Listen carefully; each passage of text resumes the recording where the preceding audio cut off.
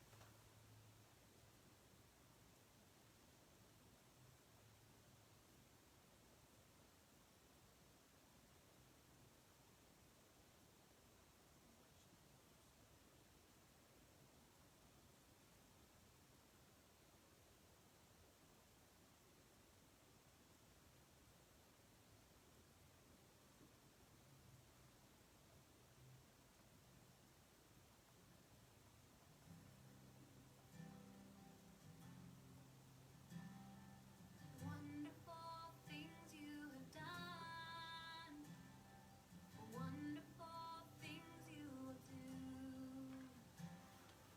Father, we gather as one, waiting to hear from you.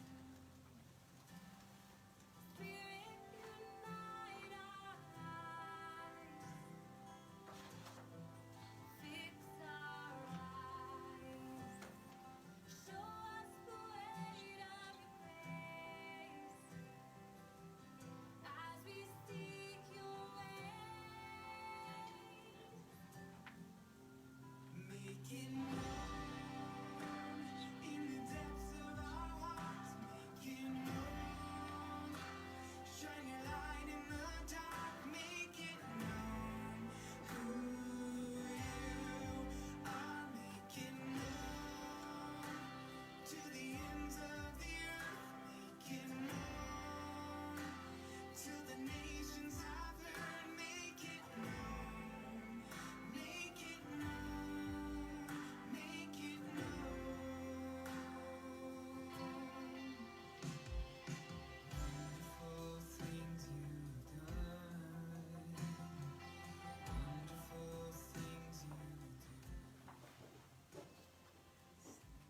Good morning. Morning, Rivertown. How are you guys doing today? Hey there. It is good to see you. Yeah, it really is good to see you guys. Well, welcome to Rivertown, everyone, and I hope your guys' weekend has been full and exciting. Today's looking pretty good. Bright, sunny day. Always love.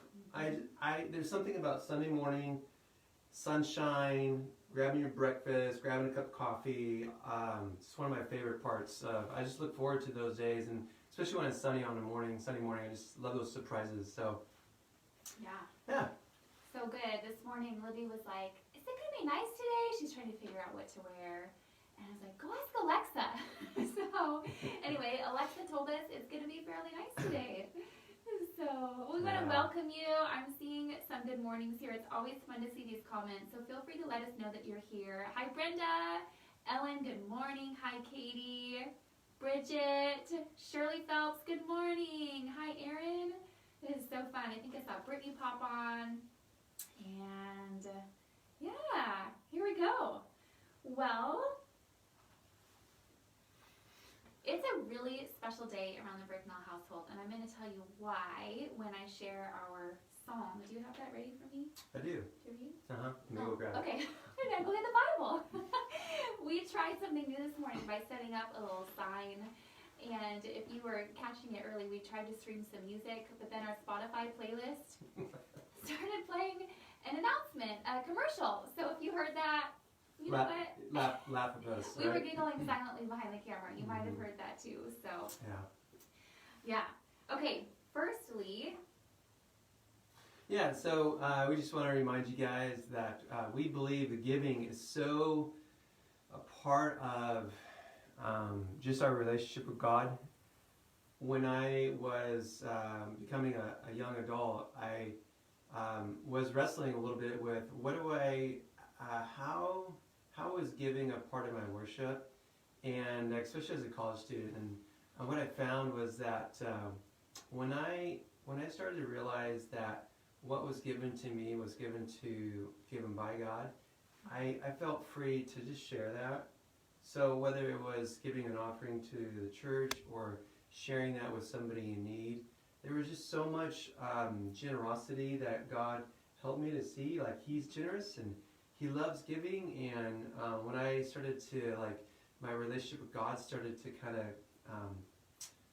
mature, it just started to realize that generosity is so tied to that. And so anyways, so if you like to be generous and offer your offering to the Lord, and just we would you can mail that to the P.O. Box 2237 at Rivertown Church here in Longview, and or go online and give. So we appreciate how you love to give to the Lord. So we do have a website. It took us a while to get it off the ground, but that website is RivertownLVK.com. RivertownLVK.com, and there is a link there to give, and it tells a little bit about our story too. So if you haven't checked out our website yet, you can go do that just for fun also. And thanks, Brenda, for that comment. You know, I posted a live video earlier before we were streaming live, and I thought, you know, this has become our norm behind the scenes of how we prepare for Sunday morning, which does look different because we're streaming from our home instead of leaving everything and, you know, going to church where everybody's ready. And anyway, I did a little behind the scenes. So if you want to check that out, that video is going to be preceding this one on our Facebook page. But really, we're really thankful, and I just thank God every Sunday morning that Deacon takes a really consistent nap during this time. So we put him down for a nap. I just checked him on the monitor, and he's good. He's upstairs on the other end of the house. The girls are set up with Right Now Media, which is a Bible-based, scripture-based program, and they're watching Superbook right now, and then we get to talk to them about it later. And anyway, it's just... That's right. It's kind of a circus, but we just love being here and are so thankful for this opportunity that we still get to stream church from home. So, on that note, we have a couple other changes, but something that we're settling into a rhythm since we don't know how much longer the shelter-in-place order will be in effect. But you can join us for life groups. We have a second life group that just began. Wednesday nights we're hosting one from our house, and though we wish we could be in person, of course, we do have an opportunity to do these virtually via Zoom. And if you are interested in that, go ahead and leave us a message and we can send you a link for how to join that. So that one is at 6:30, led by Paul. On Wednesday night.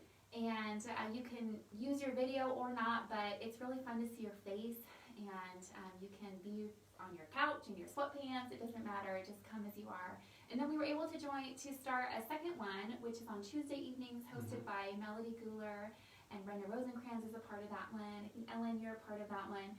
So if you want information, that one is at, oh boy, I know you texted me, I don't have it in front of me. It's on Tuesday evenings at, maybe you can comment below, Brenda. I think you said 6. Anyway, we will confirm that at the end. That's right. Yeah, we just love doing life together, and so in a very surprising way, doing virtual life groups is meeting a need. And I know it's not what we prefer, but yet at the same time, relationally, we're able to connect. So if you've never been a part of one, I just want to invite you to join us and to participate. So Tuesday night, 6:30 with Melody, and also Brenda are leading that. And then on Wednesday evening, 6:30, and I'll be leading that one. So check it out, and we'll make sure, leave us a comment, let us know, and I'll send you guys a link for that, or Melody or Brenda will send you a link. Yeah, we just want to thank you for your flexibility and your adaptability during this time. And Also, give a special shout out to any of you in healthcare who are working to keep us safe, whether you are delivering packages of essential items or keeping our economy afloat. We're so grateful for you, and we get to do much of our work from home. I know that's not the case for everyone, so we want to express our gratitude and our appreciation, and you are in our prayers as we pray for you, and in our growth prayers. We were praying for people to be safe from the virus, and really for God to heal our land. So with that, I would love to share a psalm with you this morning. This is Psalm 145, starting with verse 3. I'm going to read verse 3 and 4. Great is the Lord, and highly to be praised, and his greatness is unsearchable. One generation shall praise your works to another, and shall declare your mighty acts. And we want to share something just so fun with you this morning, that exactly 1 year ago today, our Libby, who was 4 at the time, we were getting ready for bed, doing our bedtime routine, and she started asking questions about God and about Jesus. And I was laying in her bed, Paul was laying on Ada's bed right next to her. And next thing you know, she's like, Mom, I believe that. I want to spend eternity in heaven with Jesus. I believe that Jesus died for my sins. And it was the sweetest moment. Paul and I were sharing this glance, like, is this happening right now? My ears perked up, and I looked at Elizabeth, and she looked at me, and Libby, in her very small, tiny Libby voice, prayed and asked God to forgive her of her sins, confessed that she believed Jesus died for her, and had a promise that for those who believe in him will not die but have everlasting life. And so she prayed, and we didn't provoke her or anything. She totally unprompted. She just went for it. And throughout the year, she has reminded us of that. And so we had told her over the year that, like, that's her spiritual birthday. So, needless to say, we've had a countdown for the past 35 days, I think, because she kept asking, when is it? And so it's been a big weekend for her, and looking forward to this day. And simply all we did so far is I drew her on an 8.5 by 11 piece of paper. I just drew her a happy spiritual birthday, Libby, and wrote a verse on it and some pictures on it.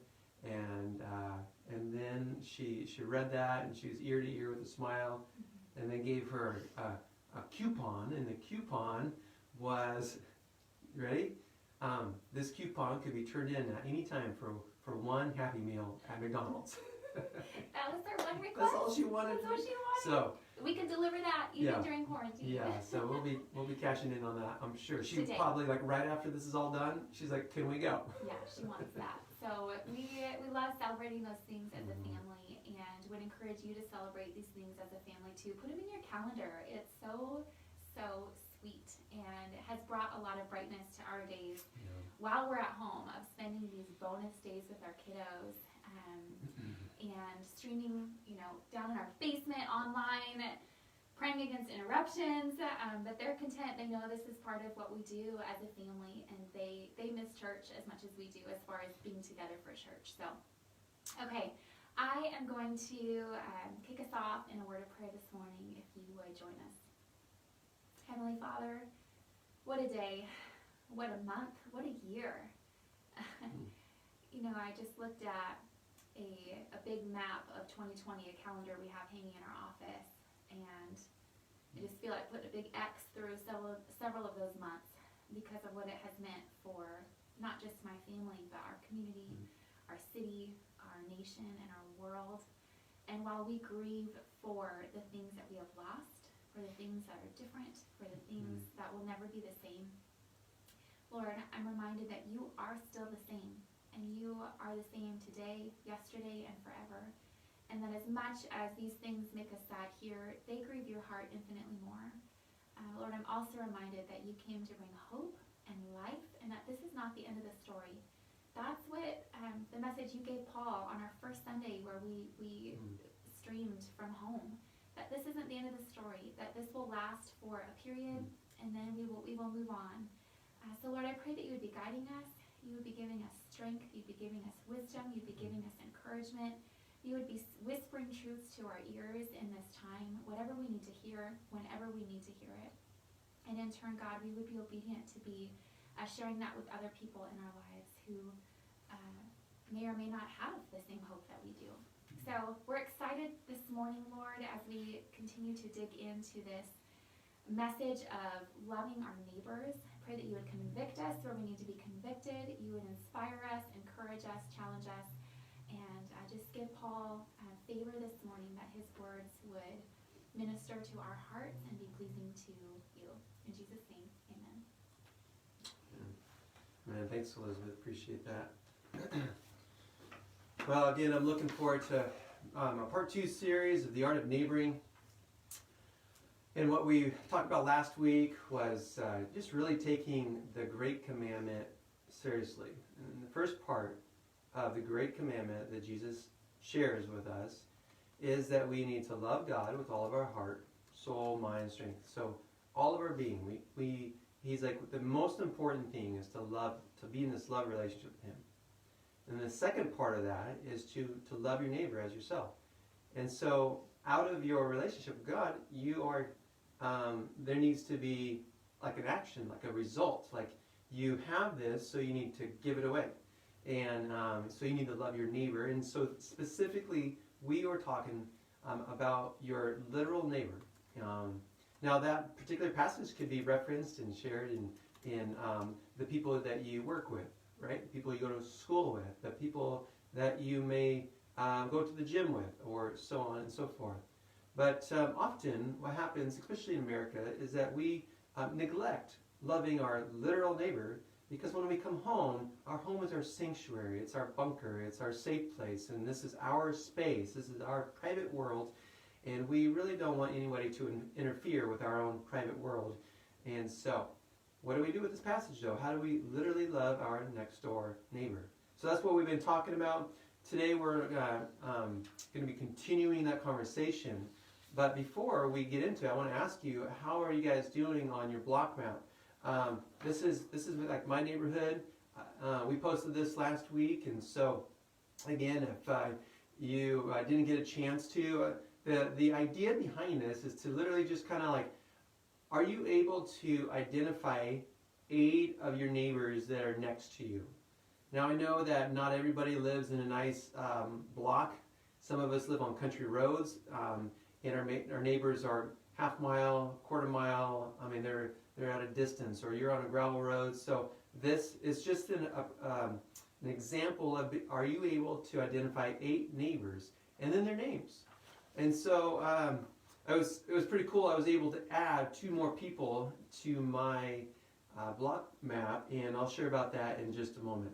But the big question is, if we really think about getting to know our neighbors next to us, how am I going to have time for more relationships?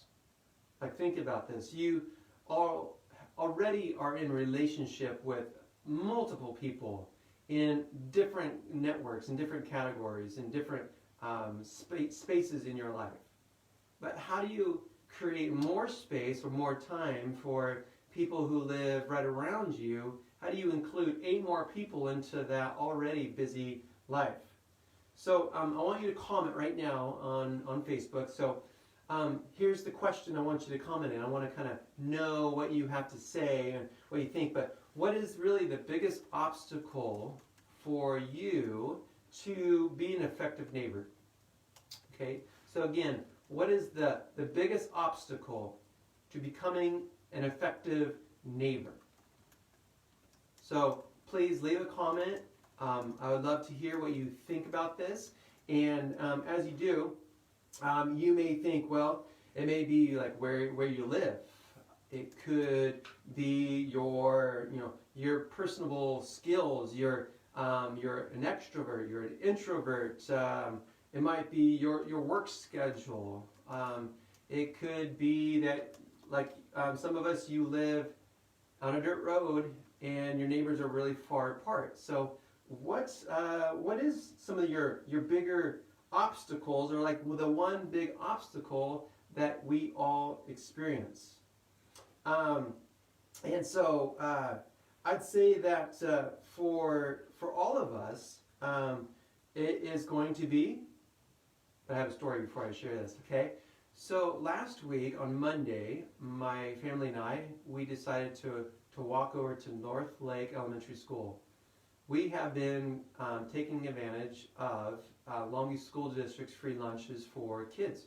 So we'll make an effort to walk over there around lunchtime and to pick up lunch from the girls, for the girls.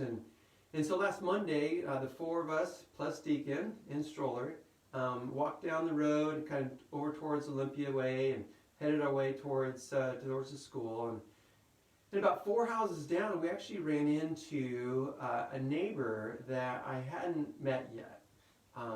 And I've met several of my neighbors, and I've gotten to know several of their names, and I've had some conversations with them. But this neighbor, I haven't really seen out front.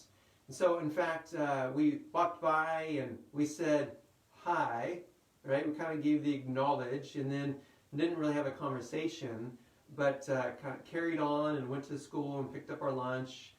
And then on the return trip back to our house, she was out still doing some yard work, and her husband was out. And so this time we actually stopped. You know, sometimes there's the initial, maybe I should have done more, and you kind of hope for another opportunity. Well, we had another opportunity, and we got to know her first name, and then her husband is out, and he had all the signs of, I really don't want to have a conversation right now. So here were the signs. Headphones, like giant earmuffs, okay? So I said, hey, I introduced myself, and he said, what? so he's like, he undoes that and then undoes his earbuds, so he's listening to music as well as having earmuffs on. And anyways, long story short, I talked to this guy for probably like 25 minutes. And it was so great to get to know some of my neighbors that are literally like 4 houses down that I hadn't got a chance to. And springtime is here and people are out. And so I just want to encourage you to don't give up, because this is happening. This is a fantastic time just to go and to introduce yourself and say hi. And if you don't succeed the very first time, guess what? You'll have maybe other opportunities to do so. So let's see if I can pull up some of our feed here on what you guys had to share. Some of your biggest obstacles, okay? Let's see. Yeah, I gotta mute this thing here. Turn it down. Biggest obstacles. Introversion, yes, definitely. Katie, I can completely understand that. Don't want to appear as a nosy neighbor. Yeah, who wants to be that neighbor, right? And being an introvert, and our neighbors, CJ says our neighbors and these residents have always seen eye to eye in the past, so it's been harder to cultivate relationships. Oh, interesting, that's good. Well, I don't know how exactly that'll tie in, but I promise CJ, the more that you are present in your neighborhood and people get to know you, they will feel less, the walls will come down. So appreciate what Brenda said. I feel awkward approaching people who purposely live on our road because they want to be more isolated. Yeah. So Brenda lives kind of more on one of those situations where it's a gravel road going up to her house, and on the way there's about 4 or 5 or 6 neighbors on the way. And so usually if you live on the country road, you move out there so that you don't have to be, you're just a little bit more isolated. And so, but I wonder what it would look like if you take a walk down your road, Brenda, and got to know people. So those are all good barriers and hurdles. And I think one of the biggest things for myself, and I think for everyone, the biggest obstacle that we're all going to face is the obstacle of time. And I think for everyone, you can start to think about this. Time really is the biggest obstacle in our Western culture. We are driven by time. Now, so the question I have again is, are we living at such a pace that it's not even possible to be an effective neighbor, to get to know our neighbors? I mean, really, who has the time to slow down and to have a few more relationships because we have so many other things happening in our life. Our work schedule is pretty heavy. Our family schedule is pretty full. It's pretty packed. We're involved in a lot of different hobbies. We might be an introvert, and so we like to be home, and we like to be, once we get home, we want to stay home. There's so many things, but our time really is the biggest obstacle because our time is something that we, we hold on to the tightest. This is my time, and I don't really want to share with anybody. And sometimes that even crowds into our own relationship with our spouse or our children. But picture your rhythm before COVID-19. Remember how hectic it was? Now I know that for some, it's a little bit crazier. I know some of my teacher friends who are working extra hard to get things up and running and having to reformat how they teach, and it really is strenuous. And but there are several of us who have actually slowed down their life. But before COVID-19 and our pandemic, think about the pace of life that you did live. Think about all the things that were on your schedule. How in the heck are there any opportunities to really to slow down and to go across the street and to get to know some of your neighbors? It's really difficult with our previous rhythm. So I wonder, how are things going to be different for you and for me when we are able to actually enjoy and to when the stay home shelter in place has been lifted? What's the new rhythms going to look like for you? Are you going to run back to some of the things that you always did and max out your schedule? Or would you consider maybe not adding to your schedule as much as you did before for the purpose of getting to know your neighbors better? Now, there's a few myths that we all believe. One of the myths we believe is that someday things are going to settle down. Now, they have settled down right now for the time being, but shortly things will pick up again. The idea is that someday things will settle down, and just when we need to, we just need to get through this week, then I will do this. You know what I'm talking about? It's like, as soon as we get through this COVID-19, this pandemic, then I will begin, right? So the myth is once we get somewhere, whether it be a time thing or a task or some event in our life that you're kind of preparing for, then we'll be more present, and then we'll engage our neighbors more, or whatever the case might be.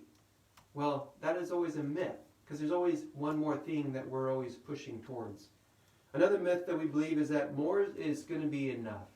So with one more purchase, I will be satisfied. With a new outfit for spring, or when I get a new swimsuit for the summertime, or when I get new shoes, or when I get this new tech piece, then my life will be a little bit more filled, and I will be more content with things.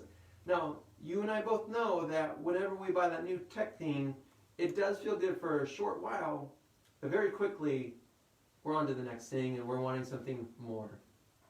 The other myth that we believe is everybody's life is like this. Everybody's life is fast, everybody's life is over-programmed, and everybody is always wanting more and this and that. That's not the case. Not everybody is like that. Not everybody is maxed out.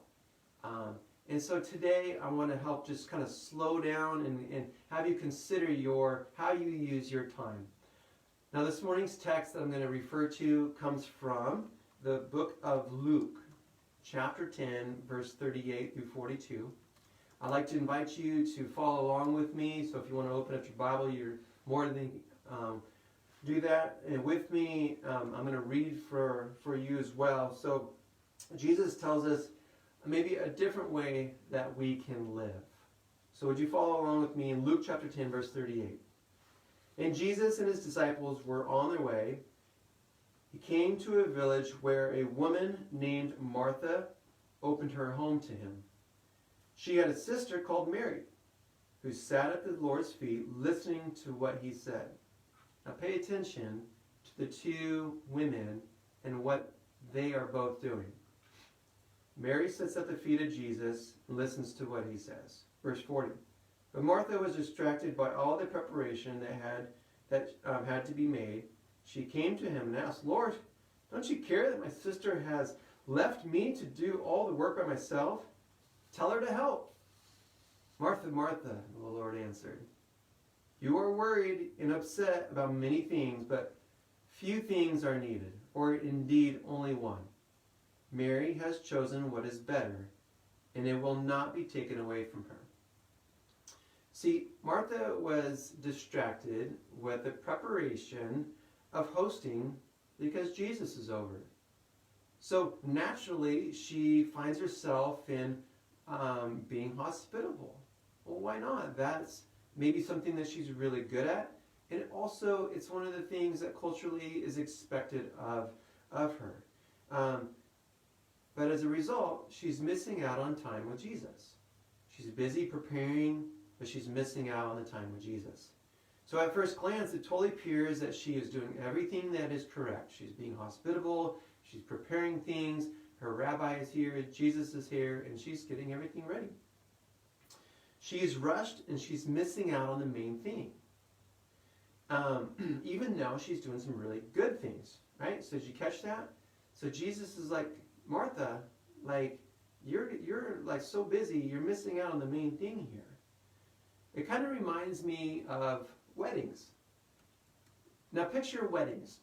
I've done and officiated dozens of weddings, and what I've noticed, and even in my own wedding, is that there are a lot of things to prepare for a wedding.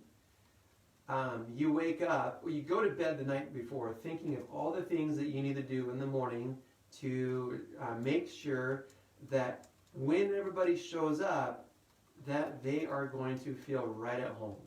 There's so many preparations. There's so many last minute details. And of course you have a team who might be helping you, and they remind you, don't worry about a thing, we've got it. Well, the reality is the list is still going through your head, and you got to get yourself ready, and your wedding party, and so on and so forth. And there's just so many details that it's really hard to be present. And one of the things that I do when I'm officiating a wedding is right before the bride walks down the aisle, I lean over to the groom, and I always tell him, take a deep breath and smile and look around the room, because I want you to be present. I want you to concentrate. I want you to be present and to focus on the main thing here. And this is your moment. This is all of your moment here. So enjoy it. Don't be so. Anyway, so we're trying to just enjoy the main thing and be present there. Now this particular text just reminds us of the danger of making the wrong things the main things. Yeah. So Martha is kind of missing out on the main things here. John Ortberg, great guy, pastor of a church and author. In his book, it says, The Life You've Always Wanted, he says and states, hurry is the great enemy of the spiritual life in our day. He coins the phrase, hurry sickness. Now, you might begin to resonate right away with this idea. But he goes on to say that the reason hurrying is so dangerous is because love and hurry, they're not compatible at all. Because love always takes time, and time is the one thing that hurried people don't have. And when I was reading this, it just really struck a chord with me, because love always takes time. You know what I'm saying? So you know how you're in the zone at the house and somebody comes up and you're in the middle of something and you are interrupted and now they want your time?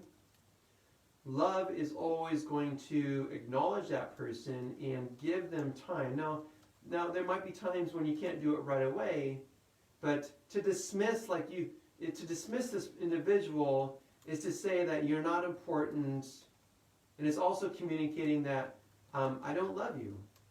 And how you deliver this, not now. Now, I've been at fault many times when my children interrupt my schedule, what I'm in the middle of. And I think about this. I can't do this right now. Give me a minute. Give me a second. And next thing you know, when I ask my kids to do something for me or I need something from them, you know what they say? Just give me a minute, Dad. Sounds just like something I would say. You know, love always has time. Time is the one thing that people or hurried people, they just don't have. Sometimes we don't have time for our spouse or for our children, possibly even for our neighbors. Now, Martha, what Martha is doing, it's not a bad thing. It's actually a good thing. But she's being reprimanded by Jesus, even though she is serving Jesus. See, Jesus is saying we need to say no to good things and to center our lives on the main things. You know, Mary is sitting at the feet of Jesus, which is culturally not what you're supposed to be doing. It's not the norm. You're supposed to be helping and culturally, Martha is doing what is appropriate, and during that time, she is prepping in the kitchen and she's preparing for Jesus. Mary is going against the culture and the norms, and she's focusing on the main thing, and that is being in the presence of Jesus. She's giving her time there. Something that we need to say, sometimes we need to say no to some really good things in order to focus on the main things. And this story really comes on the heels of what Jesus had talked about, and what we talked about last week was we need to love the Lord our God with all of our heart, soul, mind, and strength. And then we need to love our neighbor. and so what we find is that Mary, she sits at Jesus' feet. Okay? This indicates the kind of relationship between a rabbi and a student. And women are not supposed to be disciples who are sitting at the feet of their rabbi, but rather in the kitchen prepping and helping her sister. So a woman's worth at that time is really tied to hospitality and their abilities to perform this. Now she goes against the cultural norms and recognizes that those are good things, but the main thing right now is I have Jesus in my house, in our home, and we need to focus on that. So in order to live out the second half of the Great Commandment, we need to consider going against some cultural norms. And unfortunately, to live at a pace where we can be present in our own neighborhoods is culturally going against the grain. I mean, think about this. If we were to slow down and to stop some of the extracurricular activities to be more present in our own neighborhood, that goes totally against the grain. But I want to encourage you, what would it look like if you were placed specifically for a reason to live in your neighborhood, not because you like the blueprint or the location, but rather because God has placed you there so that you would seek Him, but also God would use you for others to know who He is, that they would search, that they would discover, and that they would find the living God because of a relationship through you, that you introduce them to the Almighty One. And I would contend that is the reason why you live in your neighborhood.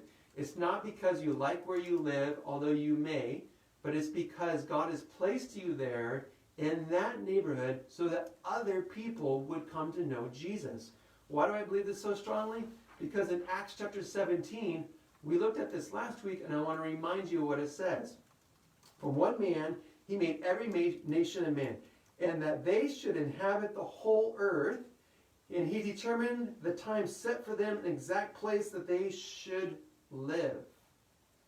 God did this so that men would seek Him, and perhaps reach out for Him, and find Him, though He is not far from each one of us.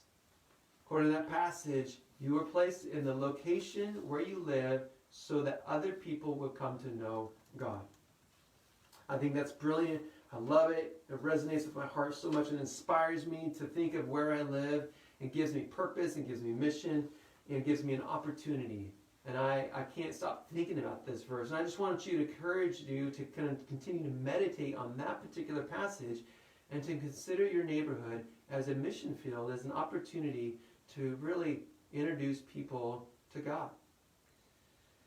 Now, think about this. I just got a few take-homes, some application points, and we'll wrap up here with a couple of questions. But that is this. If you want to love your neighbor, if you want to love our neighbors well, we must learn really the art of elimination. So, when Michelangelo, when he was given a block to create the statue of David, he said that he just needed to remove everything that wasn't a masterpiece. And so he had to clear out the things that were underneath so that he could reveal the masterpiece. There are so many things to be engaged in. Our plates are filled and overflowing, and we are stretched so thin. I want to contend that we need to begin to remove a few things. During this time, this is the best time that we have to look at what's on our schedule and just remove a few things in order so that we're not maxed out when we go back to when the shelter in place is lifted, and we're not stressed out, and because we have slowed down. Jesus had a lot of healthy rhythms in his life. He spent time in his own personal prayer retreats. He practiced a day of rest, which would be the seventh day, a Sabbath day. He practiced a day of rest where he could kind of catch up with himself and not just overwork himself and doing a lot of good things. But, when you look at your calendar, how full is your calendar? Does it even allow you to slow down? Sometimes we need to go against the cultural norms by creating space so that we can have relationships with our neighbor. And so here's the one thing that I want you to try this week. And I tell you, if you do this one thing, the practice of being neighborly is going to elevate. And that is this. I want you this week to go out in your front yard for at least 1 hour. Okay? There are a number of things that you could possibly do in your front yard. And many of you are like, I never hang out in my front yard. What am I going to do for an hour in your front yard? And that's actually one of the questions that I'm going to ask you in just like a minute. But think about this. What are some things that you can do in your front yard? How can you spend an hour out there? Yesterday we were outside as a family, and we were just picking weeds, right? Super fun. Well, maybe for myself, I took a little bit of enjoyment out, and my wife, she enjoyed it as well. It was just good to be outside. My girls, they pick weeds? No, they didn't. They played in the yard, but guess what? When we were out there for more than an hour, we had a number of neighbors walk by that we were able to engage and say hi and have a conversation with. So just practicing being out there is awesome. So I'm going to ask Elizabeth to come up. We got a few questions that we would like to share with you. And so again, practice being out front for an hour. I want to encourage you to continue to work on your map here, identifying your 8 neighbors that are closest to you. And as you get to know some of their names, I want you kind of press in and say, what else could you add to the list? So I know my neighbor, Gary and Ann, but what do you know about them? So just begin getting to know some of the things about your neighbors. So part of this process is going from being a stranger in your neighborhood to being an acquaintance to actually being in a relationship with your neighbors. And I tell you, the more you practice this, your neighborhood will get flipped upside down when you practice being neighborly. So here's my first question I want to ask you, and that is this. Who do you more identify with? Do you identify with Martha, or do you identify with Mary? So remember the context of the passage I read. You have Mary and Martha. They're both with Jesus. Mary is what? She's sitting with Jesus at his feet. And then Martha, she's prepping and she's preparing for Jesus who is at her house. So who do you more identify with? So Mary, or Martha, she's kind of focused on the good things. She's busy. She's doing what is expected of her, at least so she thinks. And then Mary, she's the one who's focused on the main thing, and that being Jesus. So who do you most identify with? I'm really curious. No answer is wrong. You're not going to be, you're not more spiritual if you answer one or the other, so don't worry about that.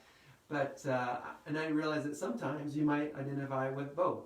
So let's say that pre-COVID, do you identify more with Martha or with Mary? And to be honest, I probably would identify with Martha. I know, right? So Pastor Paul's supposed to be the one with Mary, but I tell you, there are so many good things that I get hung up on, like prepping for church service and engaging in relationships with other people and thinking of creative ways to just be neighborly. And sometimes I often forget just to hang out with Jesus. So I'll just be a little bit honest there. It's that's just kind of where I've been at. But yeah, I feel like I am always learning how to be more like Mary. Yeah. And I've actually found myself being frustrated in this passage as a doer. Because I'm like, she's doing good things. Yeah. And I have felt a little bit frustrated that she got reprimanded. Yeah. I don't know if any of you can agree with that too. But I feel like I'm always learning. And I'll tell you this, I have never regretted those Mary moments. Where I can distinctly remember at our last house, I mean, the girls were little, we got twins, I'm unloading groceries or something, and seeing a neighbor across the street. And my initial gut response is to wave and hurry back inside. It feels uncomfortable for me. But I can remember Paul is really good at striking up conversations with neighbors, and I've learned so much from him, and took a moment to pause. Like, why do I need to rush? It's okay if the milk is not in the fridge for 5 more minutes, you know? But it's a constant learning process for me to retrain myself. We have lots of Team Marthas in the comments, so you're not alone. Yeah. Martha 2020, CJ says. Good stuff. Yeah, and a few of you identify more with Mary, and we want to learn from you. We want to know what that looks like for you on a daily basis, because it does look like going against the norm. All right, so here's my next question. The next question is simple. What are some real easy, tangible ways that you can, how you can spend an hour outside, out front this week? So I'd love to hear some of your ideas on how you propose maybe being out front. And I've got a couple, and that's simply like to just play out front. You know, if you have a family, especially if you have younger ones, you know what? It's really easy to go in the backyard into play. All the toys might be contained in the back. It's a little bit more private. It's more safe. But what would it look like if you played out front? I guarantee you might have some more opportunities. You will have more opportunities if you're out front versus if you're out back. You're never going to engage in any type of relationship unless you hit the ball over the fence, which is definitely going to happen. But you're not going to really engage in any possible relationship or neighborly opportunities if you're out back versus out front. So what are some other ones you guys have? And I know there are a few of you who don't live in a home with a front yard. If you live in an apartment complex, I would love to hear from the rest of you, what are some ideas for those of us that live in a little bit unconventional places? Where can you spend an hour of time That's good. to be present and visible? So I would love to hear those ideas here. Yeah, I recognize that, Hannah, that you live in an apartment. I know Lori does and Katie does. And just simply taking the kids out. Sidewalk chalk. I know you guys who live in an apartment have a lot of pavement around, so you could really literally create the coolest sidewalk chalk game for your apartment complex. Go over to Walmart, buy $5 worth of sidewalk chalk, chalk, and have fun, right? Create something for your apartment. And what if it's something, I really like Brianna's idea, clean out your car. Yep. I mean, if you've got a carport, you're parking on the street, guarantee you will see people. And we did that. Gosh, parents, I felt like a genius. I gave the girls 2 garbage bags and said, this one is for non-garbage things and this one is for garbage things. Mm-hmm. They needed more than those 2 bags to Yeah. collect everything that had been left in the car. That was one of our things we did the first week of COVID. And our car has been clean ever since because we haven't gone anywhere. But tons of people walked by. We hauled out the vacuum out there. The girls were playing in the car. You don't need a front yard to do that. Yeah, those are good. Thanks for bringing that up. Some of you have a barbecue. What if you moved your barbecue from the backyard to the front yard, maybe even your driveway? I guarantee that your neighbor who pulls up next to you is going to be asked, what are you cooking and can I come over? So when that happens, go ahead and just cook a couple more hamburgers and say, we've got one ready for you. And of course, wear your gloves, hand it to your neighbor, put your mask on. But in all seriousness, you'll have more opportunities if you do something like that out front. Yard maintenance is seriously one of the things you can do. Vehicle maintenance, cleaning out your car, giving your car a wash or whatnot. So those are some real simple things that you all can do as far as being out front. Okay? So again, I'd love to hear, keep commenting if you have some other ideas on how to be creative, how to hang out front. I mean, simply might be drinking your coffee, get a lawn chair and go out to your front yard and just drink your coffee out front. And there's some mornings that are pretty nice out and it's going to only get warmer. Mm-hmm. And so think about that throughout the summertime. How can you be more present out front? Mm-hmm. And you will be more than surprised and pleasantly surprised at how many opportunities God gives you just to begin getting to know your neighbors. Yeah, it will feel awkward at first, especially if this is not what you or even other people, let's say in your neighborhood or apartment complex, are used to. So guaranteed, it will strike up a conversation. Mm-hmm. People ask, what are you doing out here? Yeah. And that opens the door for, I've been stuck inside like you. I wanted to get to know my neighbors. So, hi, I'm Elizabeth. How long have you lived here? Mm-hmm. Maybe have some of those open-ended questions in your back pocket. And then when it feels awkward, it's okay. I mean, they're going to feel awkward too, right? Yeah, and then this is how I'll end it, and that is when you're talking to your neighbors and you're getting to know them, let them know that you have this idea of when this whole thing lifts and we're able to reconvene, that you'd love to throw a little neighborhood barbecue. Maybe it's an ice cream social. And just kind of like pitch the idea as you're getting to know your neighbors. And so that when you want to do it, you have a couple people who are already, who have thought about it. And they might participate with you in the hosting part, so it's not falling just on your shoulders. So again, I don't know when exactly this whole thing's going to lift, but starting Memorial Weekend throughout the summertime, we would love to encourage you to consider throwing a neighborhood barbecue, a neighborhood social gathering. It could be really, really simple, but as you get to know neighbors between now and then, just let them know that you have this idea, that you would like to do it, and start writing down their name, and then say, hey, if it's okay, can I contact you later? That's a great way just to follow up and set things up so that your neighborhood barbecue will go off and it'll be a big success for you guys. Yeah, and maybe a barbecue feels like too much work, or you don't have a barbecue if you live in an apartment complex. Mm-hmm. What about a front yard s'more party? Yeah. And you have a fire pit and you ask people to bring their favorite s'more toppings. There you go. That's cool. Something that can strike up conversation. I want to share one other idea. There's a book, I haven't read it, but I love the premise of it, and I have a friend who has done this. It's called The Turquoise Table, and it's by Kristen Schell, if you want to look it up. I think her last name is Schell, and her whole idea is just what we've been talking about, but it's to put a picnic table in your front yard, not in your backyard. She painted hers turquoise, so it really became a monument in her neighborhood. My friend Andrea lives in Texas. I mean, obviously weather is better there year-round, but she will set up cookies and sit there with her book. People will walk by, she'll offer them a cookie.